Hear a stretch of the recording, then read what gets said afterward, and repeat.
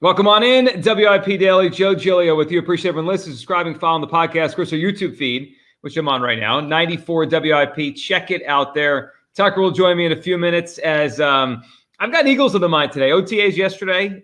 Yesterday we had Elliot at practice for WIP, and he'll join the midday show later today, give his take on what he saw yesterday. But I was listening to some of the press conferences after the OTAs. Jordan Davis and Isaiah Rodgers and John Ross, who's actually interesting to listen to. Quite a career path he has had.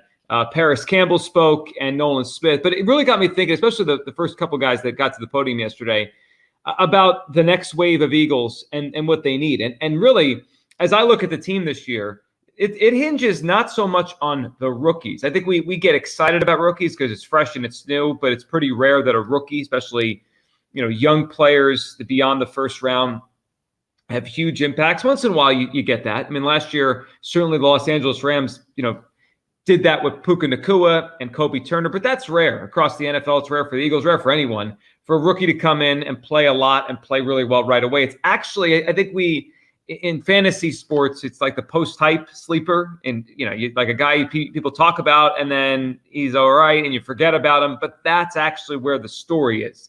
And I think for the 2024 Eagles, their season's going to hinge on breakout players, specifically on the defensive side of the football, and I don't mean rookies. So today, I want to rank the 5 young players I think have the best chance of breaking out. I'm going to exclude rookies. I'm not including Quinyon Mitchell, not including Cooper DeJean.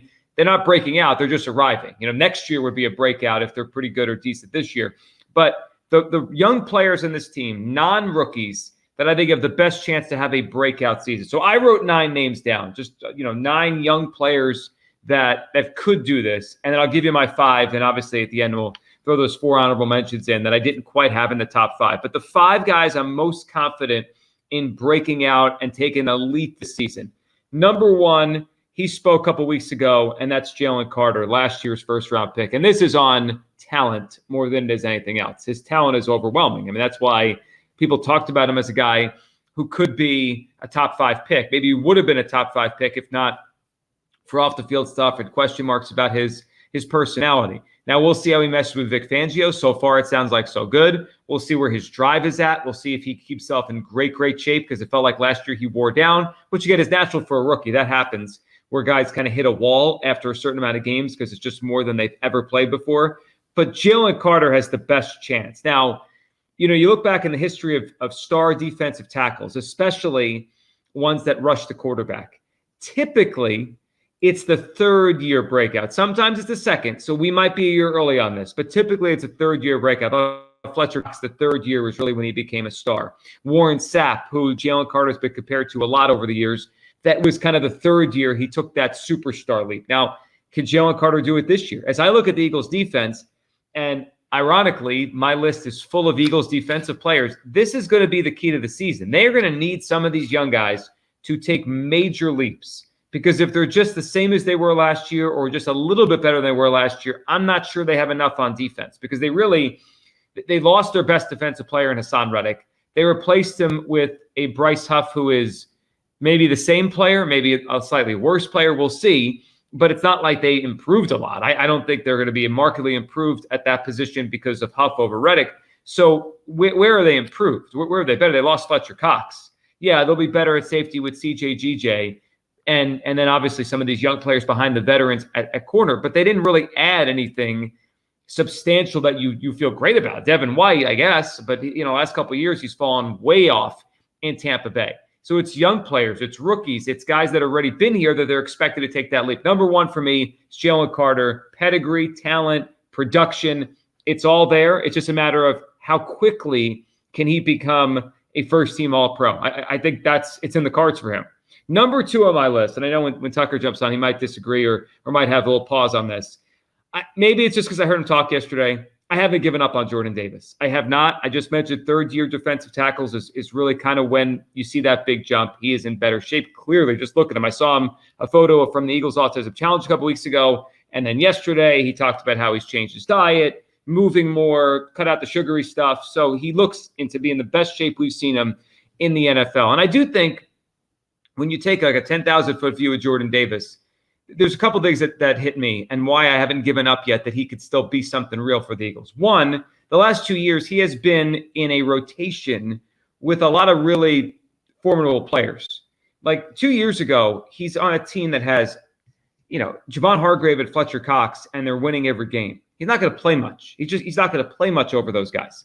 Then last year, Jalen Carter arrives. They still have Fletcher Cox. He played more, but not a lot, but he played more. And if you look at his snap counts the last couple of years, I think it has jumped in a reasonable rate where, there should be another, if there's another level, we're about to see it.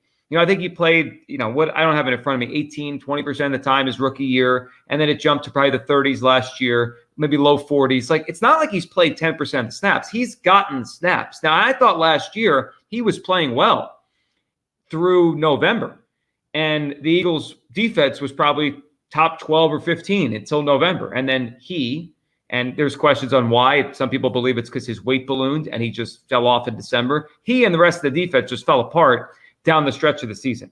Totally did. But I could pick out some moments last year. I thought Jordan Davis was taking a step forward. We talked about it on this show. And specifically that play at the end of the game against the Buffalo Bills where he's chasing down Josh Allen. And it's like, how does he do that? How does he get that kind of speed going at his size? Now, I can't sit here and tell you with conviction that he's going to keep his weight down, that he's going to be focused the entire season. But I like what I heard yesterday about the work he's putting in, the extra work he's putting in. And he's basically saying there's no more Fletcher. There's no one to save us. It's our time now.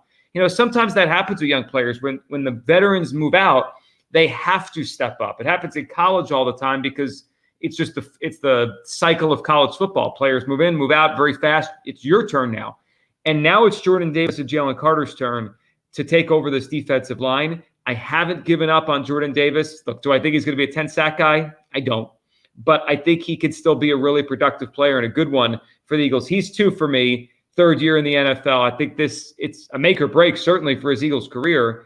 And for his NFL career, I think he's going to play well this season. Hopefully he can sustain it over 17, but I believe they're going to get a good year out of Jordan Davis. Number 3 on my list is Nolan Smith. I watched him yesterday at the press conference. He looked noticeably bigger. His arms, his shoulders, he looked bigger. He's wearing a cutoff shirt. He said his weight's a little bit up, 8 or 7 or 8 pounds from last year. He looks bigger to me. He looks, and I obviously I'll take his word for it. He knows his body, but he looked thin last year. He looked small last year for an edge rusher. He looks bigger this year. And, he talked about just the little nuances of the NFL game that he didn't know last year, the speed of the game, not enough information versus too much information, how to take care of his body, all that kind of stuff. I said last year when they drafted him that he reminds me of Brandon Graham as a personality, as a guy who feels like he could galvanize a locker room. He's going to be good for the locker room. And I also could see him having a Brandon Graham type of career, which is maybe it's not the quickest start, but eventually he's going to figure it out. I believe in Nolan Smith that way. Now, is he ready to do it this year? We'll see. He said yesterday, he wants to be a 10-plus sack guy, and the NFL, it's not easy to do that as a rookie. He could get there one day. Is it this year? The Eagles could certainly use it because Bryce Huff is a question mark. Josh Sweat is a question mark after the restructured deal and just being here probably for one more year. They don't have much at pass rush, which is on the edge, which is really a surprising thing to say about the Eagles. Brandon Graham's on a farewell tour. Jalix Hunt is a rookie. They need Nolan Smith. So he's going to get opportunity there to rush the quarterback. He is in a pass rush-friendly defense with Vic Fangio here. I love his attitude. I liked it last year. And let's not forget, he did have a shoulder injury, which he tried to downplay a lot when he spoke yesterday, about he's fine now, he's good now. But you kind of read between the lines. He was banged up last year, and he just didn't want to give an excuse. I'll put him at number 3 on my list in terms of potential breakout guys. Carter 1, Jordan Davis 2, Nolan Smith 3. Number 4, I'm going to go Keely Ringo, who's a guy that last year got some playing time. Hugh loves him on the Midday Show. He talks about him all the time. Pedigree. They traded up for him in last year's draft. And yesterday, no Slay, no Bradbury at OTA. The next couple corners that were up on the field with the first team were Isaiah Rodgers and Keely Ringo, not Quinyon Mitchell, not Cooper DeJean. They're ahead of those guys right now. I think Ringo's going to get a real chance to play. It wouldn't shock me if he starts early in this season, next to Darius Slay, and then maybe quickly you'll get Mitchell on the field, and then maybe an injury happens and it's Mitchell and Ringo. Like, that wouldn't surprise me if we see a lot of Keely Ringo. I question his top-end speed, but I think he's the kind of corner who could last in the NFL. And if he's in the right matchup, not the number one speed receiver, but maybe a bulkier number two, I think he could cover those guys in the NFL. He's 4 on my list because he got his feet wet last year. And number 5 for me, a guy that, I think we almost were too low on, then too high on, and now we're too low again. That's Reed Blankenship. The Eagles had a chance this offseason, and I suppose they still do, to go get a Justin Simmons, to get a star free agent safety. They didn't do that. They got one. They got a CJ, but that's a guy that's been here before anyway, and he has versatility at corner or safety. They had a chance to go get a safety, like a no doubt about it safety, and they didn't do it.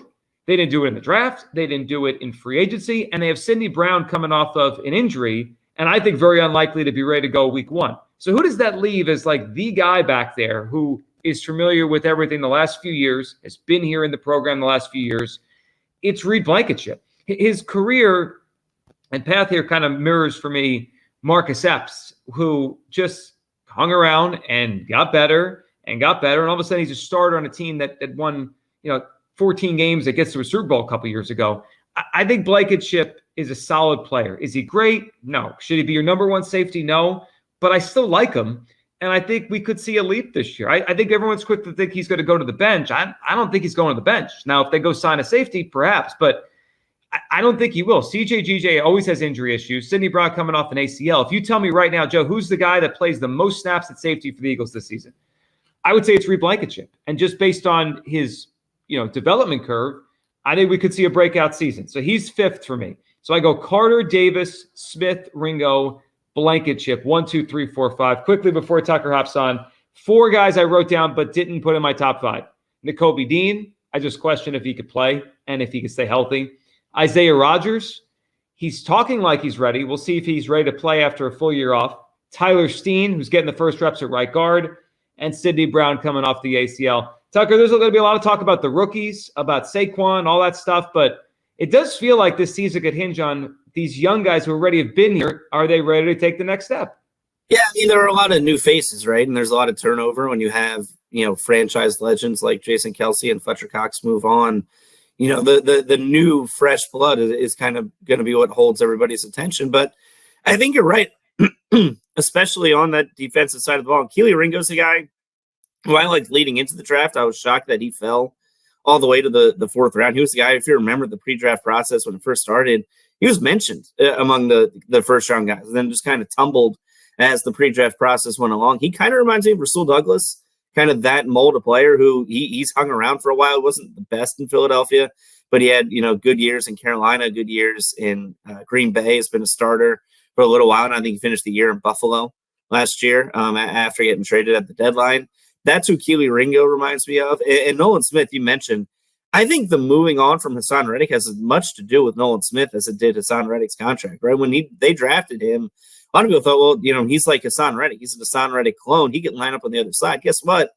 The NFL, even though it's a pace and space game at this point, you can't have both your edge rushers lining up at 230 pounds. That's just not a good way to play defense. And I think him coming in and him stepping up into that role that Reddick had, where he's pretty much lining up over the right tackle and he's going to be your speed rusher around that side.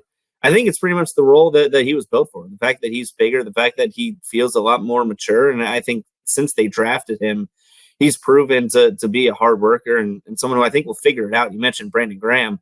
I don't know if it'll take that long for him to figure out because it took Brandon a while and he had injury issues earlier in his career. But yeah, he's someone that I think at the very minimum is going to be above average, edge rusher for quite a while in this league and still post 6 or 7 sacks. So he's someone that I think my hopes are really high on, especially after we watched him in the preseason last year. I thought he was unbelievable in the preseason and probably the Eagles' best player. And then he had that shoulder injury and really didn't get a lot of snaps early on in the season. But he's someone that I could see us sitting week 3 or 4 saying, wow, this is the guy who's the future of the defense. Yeah, I think if you kind of poll people right now, like how did the Eagles go from being the 28th defense in the NFL, wherever they ranked last year, they were towards the bottom, to being top 10, top 15 at least, top half of the NFL again to go along with the offense. A lot of people are going to say, well, Cooper DeJean, well, Quinyon Mitchell, well, Bryce Huff. And all those guys could help, and certainly Bryce Huff is going to play a major role. But I look at it as, of the 5 guys that I mentioned, and Tucker reiterated a couple thoughts on Keeley and Nolan Smith, of those 5 guys, how many become really good players or go from – Carter's already a good player, but can Davis be a good player? Can Nolan Smith this year be a good player? Can Keeley Ringo be an above-average player? Can Reed Blankenship be an average to above-average player? Like, if all that happens, yeah, then they could become an above-average defense. It's all about how many of those boxes get checked, how many of these guys are ready to take that leap. You think about sometimes a draft class, and we evaluate it in the moment, but it really comes to fruition a few years later. The 2018 Eagles draft class with Jordan Mailata and Josh Sweat and Avonte Maddox and Dallas Goedert, that was a big part of how they got to the Super Bowl in 2022, right? That was a 2018 draft class. And I look at some of these guys here. These are the 2022, 2023 draft class. It's their time now. If this team's going to be a Super Bowl contender this year or next year, these are the guys that have to start stepping up into their best days as an Eagle. Hopefully they're ready to go as the Eagles go through their OTAs. Appreciate everyone listening, subscribing, following WIP Daily. Have a great weekend. We'll talk soon.